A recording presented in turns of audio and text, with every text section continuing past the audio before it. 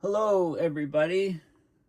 I'm Paul Beckwith, and in this video, I want to talk about Antarctica, specifically the sea ice around Antarctica, which is pushing along record lows, as well as the loss of the mass of the ice on the ice sheets, which is a huge risk to ongoing sea level rise. And there's been a lot of very interesting research. So this video is kind of a review on what's actually happening in our southern hemisphere and why scientists are becoming more and more worried about the global sea level rise that can result from Antarctica, about changes to the biosphere, changes to the conditions around Antarctica, which support a wide variety of life, both marine and other life.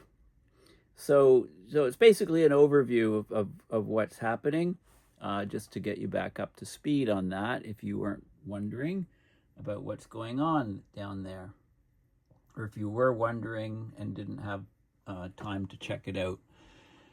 So this is a very important starting point. This is the National Snow and Ice Data Center, and we're looking at the sea ice around Antarctica. This is the sea ice extent. Here we are, yesterday, April 21st, 2025. It shows you the sea ice extent. This is the sea ice concentration.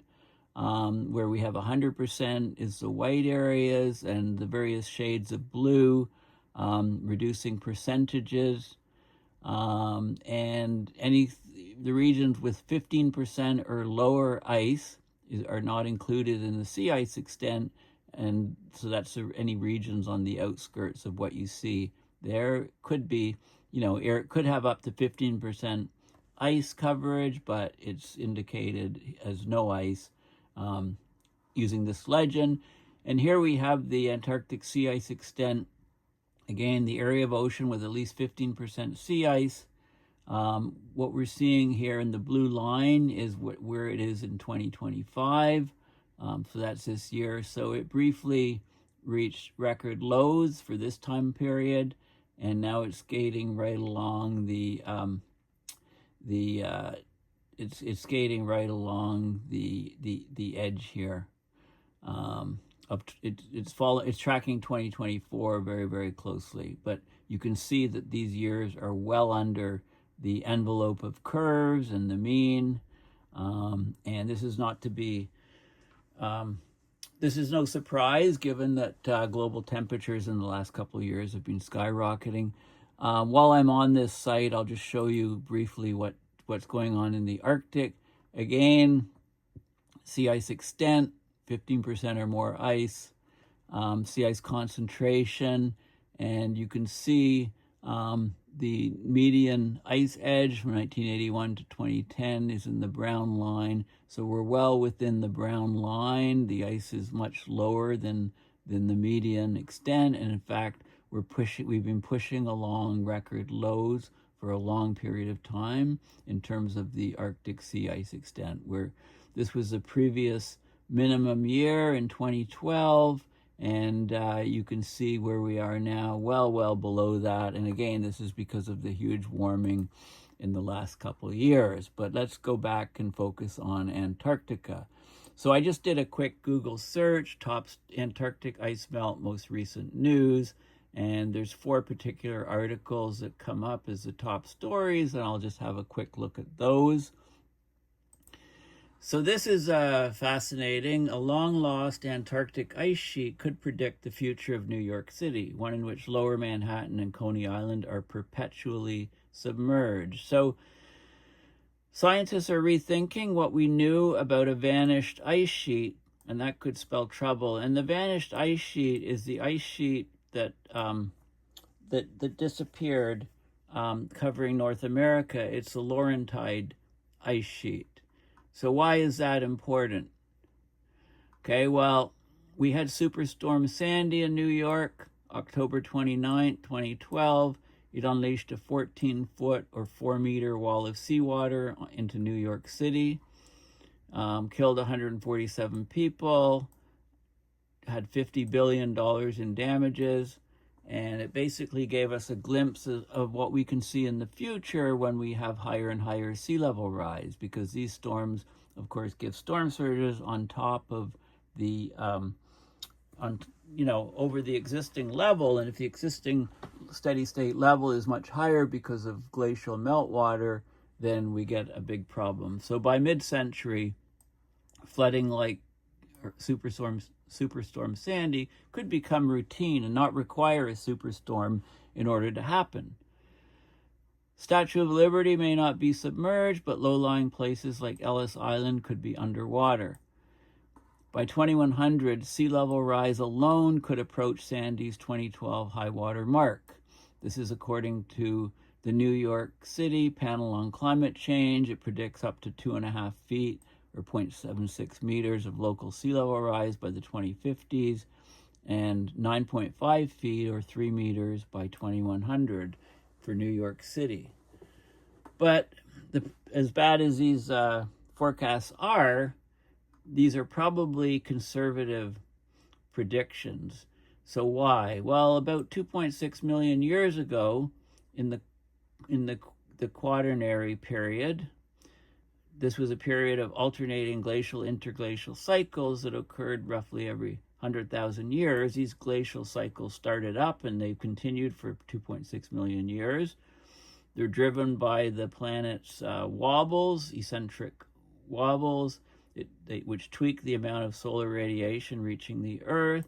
So during cold glacial cycles, the ice sheet sprawled across Antarctica, Greenland, and North America, locking away water, lowering sea levels.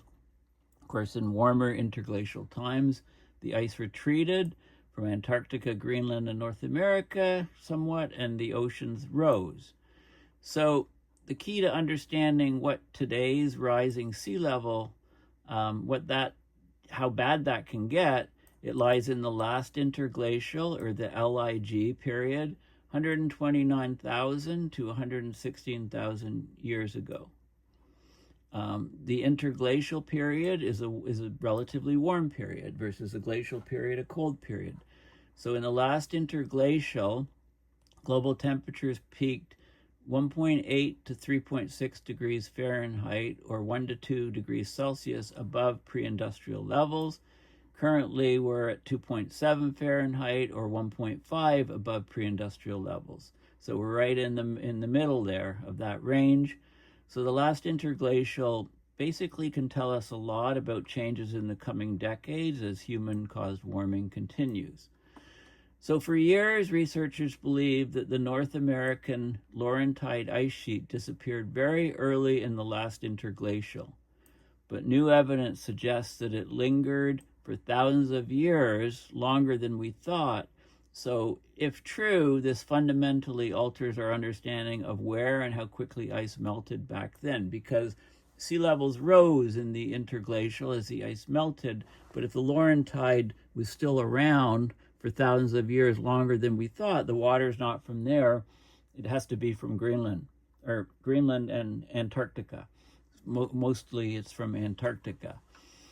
So these new models that suggest that if the Laurentide persisted a couple thousand years longer than we thought over North America, Antarctic must have melted more and more rapidly than previously thought. So this has worrying implications for future sea level rise the rest of this century. We all want to understand how small Antarctica's ice sheet became the last time Earth reached similar temperatures. Okay, that's the big question. Sea level projections may be too low if the Antarctic melt was underestimated. Okay, so global sea levels have risen a little less than a foot, or 0.25 meters, since 1880. The rate of rise has doubled since 2006. Another quarter meter is all but certain by 2100, but this is probably an underestimate as scientists expect accelerating polar melt. So the problem is pinning down how much the poles will melt. If you want to see my views on this, Google "Can sea level rise 7 meters by 2070?" I did a series of videos several years ago, and that was the title of one video in particular when I was talking about sea level rise years ago. So projecting sea levels is similar to forecasting a storm's path. We're trying to predict the future from past data. Unlike with a modern storm, however, very few of our sea level records are definitive. So we have direct measurements from tide gauges, satellite data, but that's just capturing a blink of geologic time. So the longest, one of the longest running records of sea level is the Liverpool, England tide gauge. Spans just 300 years of data, or 0.01% of the quaternary period. Okay, so if you go back further in time, the record gets murkier. Ancient glaciers obliterated much of the physical evidence that could explain past climate changes. So we have a patchwork of indirect things. Well, there is some direct evidence in ice cores or rubble piles, but dating can be challenging, so we have a patchwork of clues from fossils, sediments, ancient shorelines that we piece together like detectives. And so they talk about the work of Andrea Dutton, far from Antarctica, jagged limestone scarps rise from the turquoise waters of the Caribbean. So beginning about 129,000 years ago, ice melted, seas swelled, reefs grew to chase the sun. The reefs preserve evidence of sea level fluctuations like mosquitoes in amber. Receding waters maroon these fossilized reefs on land, and they're being studied to get an idea of sea level rise, the growth and decline. So Dutton's spent years tracking coral growth and death cycles to untangle how seas rose and fell during the last interglacial. Researchers still debate how high or how fast the seas rose. Estimates range from 6.5 to 33 feet or 2 to 10 meters above present levels. This is in the last interglacial, which remember was it was only, we're at 1.5. The temperatures vary between 1 and 2 higher than present in the last interglacial, or higher than, well, basically it's much higher. Temperatures were much higher than they are today in the last interglacial, at least half a degree higher. Okay, but in the Caribbean, sea levels peaked multiple times, but in Chile, you don't see these patterns. So the public generally imagines uniform sea level rise, a meter in Vancouver, a meter in Sydney, but uniform rise is basically a figment of our imagination. There's a lot of other factors in play, like land surfaces aren't static, they move up and down, there's isostatic rebound. Aside from the shifting coastlines, gravitational forces can distribute water unequally across the planet. The water can slosh on some coastlines, raising sea level much faster, and recede on other coastlines. Okay, so you have to look at many sites. You have to build up a picture. Researchers initially attributed mysterious sea level shifts or multiple peaks in some regions and falls in others due to the melting and regrowing of Greenland and Antarctica during the last interglacial. But the idea of ice sheets regrowing when temperatures remained high never sat right with them. But there's evidence emerging now from deep in the North Atlantic. It shows the Laurentide ice sheet persisted, could maybe several thousand years longer than we thought. So therefore, there was a lot more meltwater coming from Antarctica. Okay, so this lingering Laurentide is a mystery today. And so there's work at Columbia's Lamont Dougherty Earth Observatory. It's on rock once polished by the Laurentide ice sheet. So the Laurentide remains central to the big question: how fast, how high, and how fast will sea levels rise again? Okay, so there's, you have to be a bit of an accountant. There's budgets for interglacial sea levels. There's ocean thermal expansion, Greenland ice, Antarctic ice, mountain glacier ice. But the Laurentide ice sheet adds a new line to the ledger because it was around a lot longer than we thought. So Antarctica is probably more vulnerable than we thought. If the Laurentide lasted longer, it may have masked how much Antarctica melted. Okay, so once sprawling across 5 million square miles or 13 million square kilometers, ice up to 10,000 feet, 3,000 meters thick, the Laurentide carved the Hudson River Valley and Great Lakes. It was growing and shrinking through the ice ages. Today, the only evidence of it lingers in overgrown rubble piles and other topographic oddities. It's gone but not forgotten. I like that phrase. Okay, so for years, some scientists suspected a long-lived Laurentide, but hard evidence was scarce. So that changed in 2022. Researchers studying North Atlantic sediment cores, they found signs of an enormous ice dam that collapsed 125,000 years ago, implying very large amounts of North American ice forming the dam and then the collapse.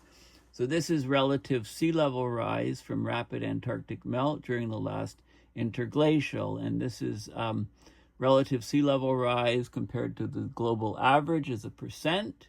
So some areas rose, this is 140% more than the average, and these areas where the sea level rose much less than the average. So there's nothing average, the seas don't rise equally everywhere. There's lots of factors. So there was an uneven sea level rise. There's isostatic adjustment where the land starts to rise up when the weight of the ice is off it. The lingering Laurentide ice sheet may have masked the true extent of the Antarctic ice loss. Okay, so, lead isotope study revealed the Laurentide lasted until about 122,000 years ago, so well after temperatures rose during the last interglacial. 2023 study suggested this pattern wasn't unusual. Sediments dropped from icebergs indicated the Laurentide melted only briefly and infrequently across multiple quaternary interglacials. So it was around much longer than we thought, according to the most recent research. There was a study published late last year on isostatic adjustment. It's like sitting on a cheap mattress, right? It gets depressed, your weight goes off, it starts to rise. When it sinks under your weight, the other end rises, just like how ice compresses the earth. When it melts, the mattress rebounds, affecting sea levels differently depending on where you are. Okay, so this is one process that's very important. There's like a seesaw between the poles. Early in the last interglacial, Antarctica experienced rapid and drastic ice loss, much higher than we thought. That would occur if the Laurentide was not contributing as much meltwater.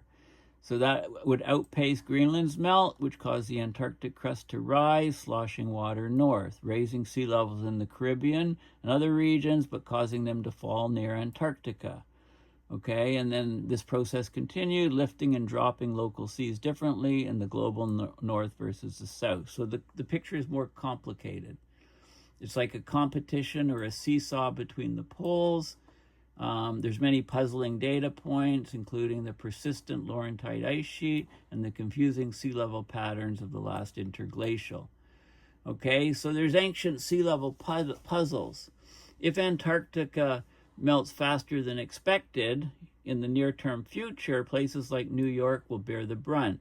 So global seas may rise 6 feet or 2 meters by 2100, but New York would probably see a 10-foot rise or a 3-meter rise.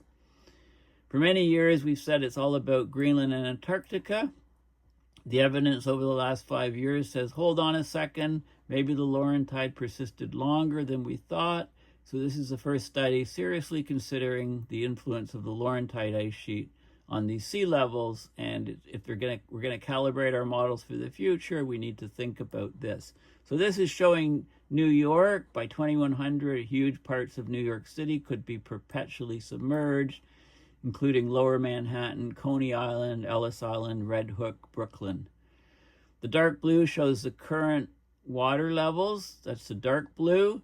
The light blue shows areas that will be submerged if seas rise 10 feet or about 3 meters. This is what New York will likely look like by 2100. Most of the Antarctic's ice is below sea level, so it's more vulnerable to melt than Greenland's land-based ice, precariously so in West Antarctic. because as the ocean warms, it melts the ice. Okay, so rising CO2 levels could trigger the collapse of the West Antarctic ice sheet. That was first pointed out in 1978 by Jean Mercer, glaciologist. That would cause 15 feet or 5 meters of sea level rise and a submergence of low-lying areas. So his claims were initially drew accusations of alarmism back in 78, but now appear eerily prescient. Okay, so whether the seas rise slowly or exponentially depends on carbon dioxide emissions and ice sheet behavior. So there's this idea that about marine ice sheet instability, which may lead to considerable West Antarctic melt, i.e. catastrophic or very abrupt melt. In marine ice sheet instability, warm water melts ice along the coastline, causes the grounding line where the ice contacts the seafloor to retreat. As the grounding line retreats inland, the ice flows faster, more icebergs break into the ocean or calve, so it accelerates ice loss in a self-reinforcing cycle. And of course, a lack of sea ice around Antarctica makes this worse. Some people who study ice sheet physics think that marine ice sheet instability is inevitable, maybe inevitable. West Antarctic alone could contribute over 10 feet to global sea level rise over the next few centuries. And so, the IPCC, high impact, low probability 2100 scenario, is not looking so good. These, low probability is becoming medium probability and even high probability. New York already experiences sunny day flooding, but storm surges would magnify the damage. By the 2080s, rising sea levels alone, without any changes in storm frequency or intensity, could make today's once-in-a-century coastal floods happen twice as often, even 10 to 15 times more frequently. I like this analogy. The scientist said, "I can't dunk, but if I raise the basketball court a foot, my chances are better." Boost sea level and you're looking at the potential for much greater flooding risk. Okay, so we have to be very careful, and there's different ways. They talk about how do we mitigate this. Would you board a plane with a 10% likelihood of crashing? Right? There's 3 possible responses: protection with barriers like those that defend the Netherlands but failed catastrophically in New Orleans during Katrina; adaptation, such as using stilts, abandoning ground floors of buildings, using Venetian-style boat transport; and relocation. Right? New York only began earnest reflections after Superstorm Sandy, but it remains mired in bureaucratic inertia. Right? Coastal defenses are stopgaps. The real solution is managed retreat. In other words, get the hell out. Get away from low elevation areas. Move to higher elevations. We need to potentially abandon entire low-lying regions along the U.S. East Coast, Gulf Coast, and swaths of Asia. And if the retreat isn't managed, it's chaos. Chaos. Chaotic retreat is what's in the cards if we don't have managed retreat. Okay, so very hard-hitting article. This article is talking about hidden Antarctic lakes, so lakes within the ice, which, if a certain amount of ice melts, that's holding the water in the lakes, and the water can surge out of the lakes, and this subglacial water can boost sea levels by an additional 2 meters, it says, but over a longer time period. So it talks about the Antarctic ice sheet holds around 90% of all ice on Earth. It's shedding an average of 150 gigatons each year, raising sea levels. There's these subglacial lakes or subglacial water, which can greatly increase the amount of water released from the glaciers. It's a mysterious realm of streams and lakes that are out of sight. It's hidden water. We don't know a lot about it. And there's some work recently that talks about, this water, when it's released, the effects it will have on global sea level. Also, the water being underneath and within the ice, it can boost the glacier's basal sliding speed, the speed at which the glacier slides over rock, like similar to how an air hockey table effuses a thin cushion of air for a puck to glide over. The pressure exerted by subglacial water counters some of the overlying glacier's weight, easing its flow towards the sea. It's like lubricates the ground for the ice to move faster. We know this is a situation. Many simulations ignore the effects of the subglacial water. So they included it, and it shows that the melt rates of ice is much, much larger. Okay, so that's what that article says. This article says that vanishing sea ice at the poles is a crisis for the entire planet. So just to remind you, I started this video with showing you the vanishing sea ice around Antarctica and the vanishing sea ice in the Arctic Ocean. Okay, so this is a very important factor. So why vanishing sea ice at the poles is a crisis for the entire planet. Extremely low sea ice levels in the Arctic and Antarctic signal a new normal that may accelerate global warming and disrupt ocean currents, on top of the consequences for people and wildlife. So this is an article just from yesterday. Maximum extent of Arctic sea ice this winter has been the lowest on record, and it's hit record lows also around Antarctica for some periods, but it's very, very close to the record now. So this is a disturbing new normal. February this year saw global sea ice extent hit a record low as sluggish ice growth during the Arctic winter coincided with the fourth consecutive year of extremely low sea ice cover during the Antarctic summer. Remember, up until 2015, sea ice around Antarctica was increasing at a rate of about 1.5% per decade, and then it dropped off a cliff around that time period. It's like missing a piece of a continent. Okay, so this is an issue. Now, also, there's been a new research showing that fires in the Amazon rainforest are contributing to the melting of the sea ice and the record lows around Antarctica. So soot from the wildfires in the Amazon, are traveling in these atmospheric corridors, and that could darken the sea ice and therefore make it less reflective to sunlight and more absorbing, boosting the melting. So Antarctica's Weddell Sea, which is shown here, saw particularly large sea ice loss between 2018 and 19. That's being attributed to soot in the atmosphere from fires in the Amazon. Okay, so this is an article just from a few days ago. The paper was just published. Soot from forest fires in the Amazon might play a role in the melting of faraway ice in Antarctica. So for decades, scientists have known that black carbon from burning fossil fuels or wildfire forest burning, it accelerates ice melt in different parts of the world.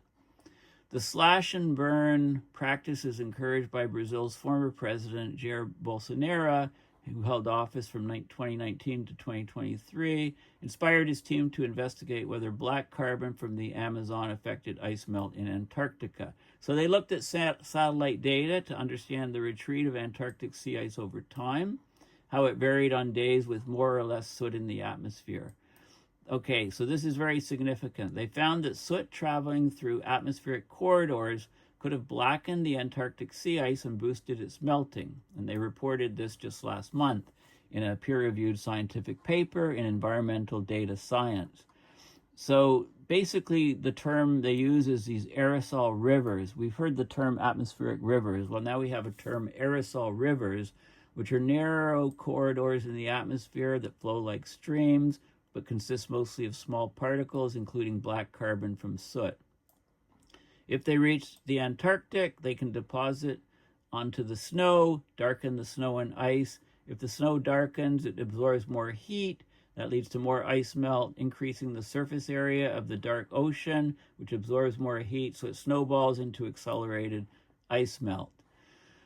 According to Brazil's National Institute for Space Research, the Amazon region in 2019 experienced its highest rates of deforestation since 2008, over 89,000 fire hotspots, more than 20,000 above the previous year's total. The Amazon fires are strongly associated with deforestation and land clearing for agriculture They're more strongly associated with deforestation and land clearing for agriculture than with droughts and drying out of the forest. So a lot of the fires are deliberately set in the Amazon to clear the land for agriculture. So they looked at sea ice data from the Antarctic's Ross Sea, the Weddell, and the Bellingshausen-Amundsen regions, Indian Pacific Oceans. They got satellite data on atmospheric black carbon concentration, reflected sunlight, incoming solar radiation, and other parameters for 2 6-month periods, August 2018 to February 2019, and August 2019 to February 2020. They used AI, machine learning algorithms to look at the parameters, and they found a link between increased soot from wildfires and sea ice loss.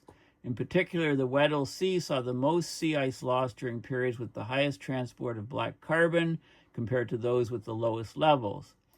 So in the 2019 to 2020 period, black carbon aerosol rivers were double those, and in the 2018 to 29 period, at the same time, the sea ice loss in the Weddell region increased from 13,000 to 33,000 square kilometers. So sea ice loss tripled, basically, in the period when the black carbon aerosol rivers were double. And the proximity of the Weddell Sea to South America might explain the highest melting levels observed. But ocean dynamics are complex, less understood compared to the atmospheric dynamics. So, they're still looking at other things like wind speeds, warm atmospheric ocean currents, warm atmospheric conditions, ocean currents, and ocean salinity can all play a role. So, in previous work, black carbon from forest fires and ships carrying tourists is increasing ice melt in Antarctica. So this mounting evidence of more and more soot and darkening of Antarctica means that it's going to get much more higher melt rate. So sea ice melting, of course, alone doesn't raise sea levels, but it acts as a protective blanket over the land ice. Remove the blanket, land ice melts faster. So lack of sea ice is a huge problem. It has a huge indirect effect on raising sea levels because the ice on the land melts quicker. Okay, it makes sense that wind currents from the Amazon cross over Antarctica. The soot that crossed Antarctica, it couldn't have come from Australia, which had record fires in late 2019, because the winds travel mostly east from there. Okay, so anyway, it's ongoing work that is being looked at, but it's well worth considering. Okay, so this is an article on melting Antarctic ice is actually slowing the world's strongest ocean current, and the global consequences are profound. Okay, I always talk about the climate system, what's happening to the overall system. So flowing clockwise around Antarctica, the Antarctic circumpolar current, it's the strongest ocean current on the planet. 5 times stronger than the Gulf Stream, about 100 times stronger than the Amazon River. It forms part of the global ocean conveyor belt. It connects the Pacific, Atlantic, and Indian Oceans. It regulates Earth's climate. It pumps water, heat, and nutrients around the globe. So what's happening? The fresh, cool water from the melting Antarctic ice is diluting the salty water of the ocean. The water gets more stratified. It doesn't descend to the ocean floor. We get a disruption of the meridional overturning circulation. New research from this group suggests that the Antarctic circumpolar current will be 20% slower by 2050. Okay, so that's pretty soon. As the world warms, we're getting a slowing of the ACC that'll have far-reaching consequences for life on Earth. So this is showing the Antarctic circumpolar current. It basically isolates Antarctic from the rest of the global ocean, and it connects the Atlantic, Pacific, and Indian Ocean. So you can see the ocean currents here. It's like a moat around the icy continent. So why do we care? Well, the ACC, the Antarctic circumpolar current, it helps keep warm water at bay away from Antarctica, protecting the vulnerable ice sheets. It acts as a barrier to invasive species, and it plays a big part in regulating Earth's climate. Unlike better-known ocean currents like the Gulf Stream along the U.S. East Coast, the Kuroshio Current near Japan, and the Agulhas Current off the coast of South Africa. The ACC, the Antarctic Circumpolar Current, is not as well understood because of its remote location. But the ocean currents do respond to temperature changes, salt levels, wind patterns, and sea ice extent. So it's vulnerable to climate change on multiple fronts. Previous research suggested one part of this conveyor belt could be headed for a catastrophic collapse. Theoretically, if you warm the ocean water around Antarctica, the current should speed up because warmer water is lighter. Lighter water with the winds pushing it means the current should go faster. Warm water is less dense or heavy, so the current should speed up with the warming, but it's been relatively stable over recent decades, and now it looks like it's gonna start declining. So this is Australian work, and they basically conclude that we're likely to have an overall slowdown in the ACC of as much as 20% by 2050. And that has a huge effect on the nutrients and the biodiversity and productivity of fisheries. It allows more warm water to penetrate southward, so it would exacerbate the melting of Antarctic ice shelves, contributing to more rapid global sea level rise, and so on. And NASA has, if you haven't watched this video, the NASA Perpetual Ocean video, it's a must-watch. It's a 3-minute video. There's great music. Make sure you have the sound on. And it goes around the globe and shows you the ocean currents at the surface around the globe. Okay, so anyway, yeah, this is a very significant and important paper. The Earth at 1.5 degrees warming, how vulnerable is Antarctica? This is a good commentary that just came out very, very recently. It talks about how important the Antarctic ice sheet is to Earth's climate system, how it influences global energy and water cycles, ecosystems. Enough ice is stored in regions most vulnerable to rapid retreat to cause sea levels to rise by 15 meters if they completely melted, making their stability a key concern.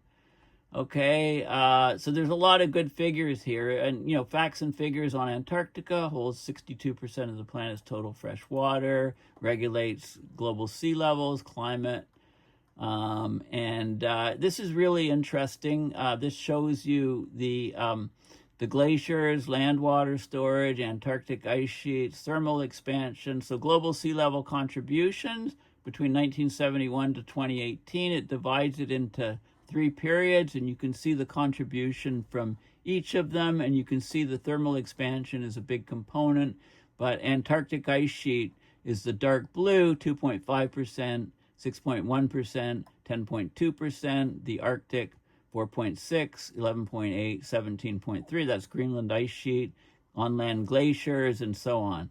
Okay, so the effects of sea level rise, this is Antarctica, areas losing mass, red, areas gaining mass, blue. This is the topography under the ice in Antarctica. This shows you how deep some of the water basins are underneath the ice. So warm water, with the Antarctic circumpolar current decreasing, you get more water infiltrating very close and going under the ice, greatly accelerating the ice melt. And this shows you all of the different components of the ice sheet with different definitions and what's happening to different regions, with the calving, etc. So it kind of ties in the overall picture of the ice. So less sea ice means that you're taking the cork out of the bottle and the ice can accelerate the melt. This is a topography underneath. This is subglacial lakes, and there's subglacial rivers and different fracturing, etc. So very good figures in this paper, which is why I wanted to show it to you. Okay, excellent figures. And the world's strongest ocean current should be getting faster. Instead, it's at risk of failing. Okay, so this is an article from the BBC covering what I've already talked about.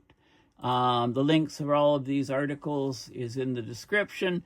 The decline of the Antarctic circumpolar current due to polar ocean freshening.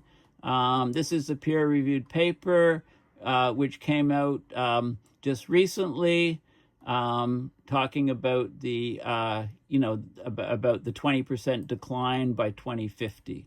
It shows how they arrive at that conclusion. And it's a peer-reviewed scientific paper. This shows you the surface speed in meters per second of the water. This is familiar. I've shown you this figure from some of the news releases. And they do different forcings and so on. They show the decline expected by 2050, a 20% drop in the Antarctic circumpolar current, and all the detailed data on how they arrive at that. This is an interesting schematic of the Southern Ocean zonal transport, zonal being east to west, west to east transport, the links to ocean overturning and stratification, so different changes that are occurring. It's a great paper. It's open source. The closure of the meridional overturning circulation through Southern Ocean upwelling. This is a paper, a previous paper on this work. This one's from 2012. Some very good figures showing the global system and how the meridional overturning circulation is set up around Antarctica. So it's a good review article of past research. And this is explainer how the Antarctic circumpolar current helps keep Antarctica frozen, and it talks about again how it's vital. This was from 2018. I like they talk about the ACC carrying an estimated 165 million to 182 million cubic meters of water every second. 1 cubic meter of water per second is a sverdrup. So 165 to 182 sverdrups, right? Which is 1 million cubic meters of water a second. That's like 100 times the flow of all rivers on Earth. And, it's a main connection it's a huge important connection in the overall climate system. This shows ocean surface temperatures around Antarctica. So as this current is reducing, more and more water is getting into closer and closer into Antarctica. So this is some previous work on the issue. Here's another peer-reviewed paper, Ocean Warming and Accelerating Southern Ocean Zonal Flow. This is another older paper. I'm giving these, this is from 2021. So the different changes of the ocean. So in this case, the zonal flow is accelerating, but the more recent work is showing that it's actually expected to decline. Here is another article. Torrents of Antarctic meltwater are slowing the currents that drive our vital ocean overturning, threatening its collapse, from 2023. Okay, so there's clearly lots of work that's being done. You can kind of look at the history. There's a couple other papers. I'm just going to show the titles because this video is getting too long. Abyssal ocean overturning slowdown and warming driven by Antarctic meltwater. So another very extensive paper from 2023. Reams of data on all the different parameters affecting Antarctic melting and the currents. Transport in the Drake Passage.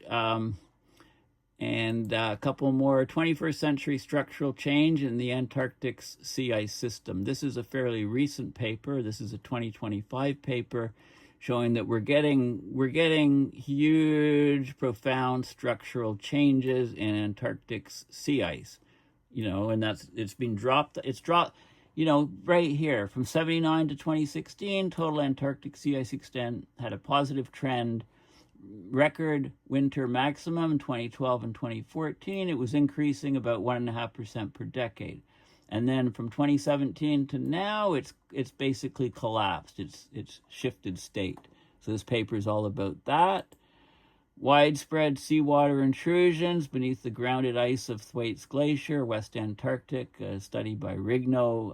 I did a whole separate video on this, I believe, when it came out in 2024. And climate change-driven ice variability and how it affects the coastal food web. So this is it shows some specific regions. It looks at salinity, dissolved oxygen, pH, and how it affects the various food webs in those particular regions. And of course, everything is shifting. The food webs are completely shifting as their environment changes. So anyway, I've covered a lot of different papers. I wanted to give you a good overview of what's happening in Antarctica, especially with the current systems, but I also wanted to give you, to expose you to various recent and not so recent scientific papers on the Antarctic system, so that you can, to put some of this new work into context. So thank you for listening. Please consider going to paulbeckwith.net and donating to my PayPal to support my research and videos, or if you like a t-shirt or a baseball cap with some of my favorite climate slogans that I've made up on it, then you can go to the Paul Beckwith store. So thanks again for listening, and bye for now.